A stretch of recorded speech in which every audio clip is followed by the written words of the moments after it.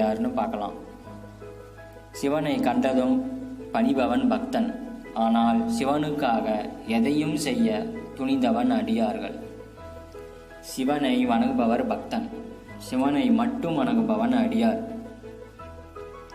உடல் தூய்மையாக இருந்தால் மட்டுமே கோவிலுக்கு செல்பவன் பக்தன். ஆனால் உடலை ஒரு பொருட்டாக கருதாமல் மன தூய்மை வேண்டி கோவிலுக்கு செல்பவன் அடியார்கள். அர்ச்சனை செய்வதற்காக கோவில் செல்பவன் பக்தன். ஆனால் ஈசனை போற்றி பாடி ஆனந்தமடைய கோவில் செல்பவன் அடியார்கள். அறமற்ற சிவம் என்று உணராதவன் பக்தன்.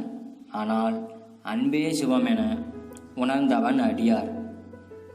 மறைக்குள்ளும் முறைக்குள்ளும் இருப்பவன் ஈசன் என்று நினைப்பவன் பக்தன். ஈசனை அடைய மனமும் மொழியும் தடையில்லை, ஆக மறையும் முறையும் எமக்கில்லை என்று நினைப்பவன் அடியார்கள். கூட்டத்தோடு கூட்டமாக இறைவனை காண்பவன் பக்தன்.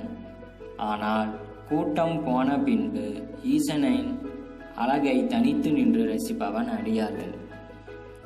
ஈசனை அடைய சுத்தமாக இருக்க வேண்டும் என நினைப்பவர்கள் பக்தர்கள். ஆனால் சுத்தத்தை பெரிதாக எண்ணாமல் சித்தத்தை சிவன்பால் வைப்பவர் அடியார்கள். வாழ்வில் ஒரு பகுதியை வழிபாட்டுக்கு செலவு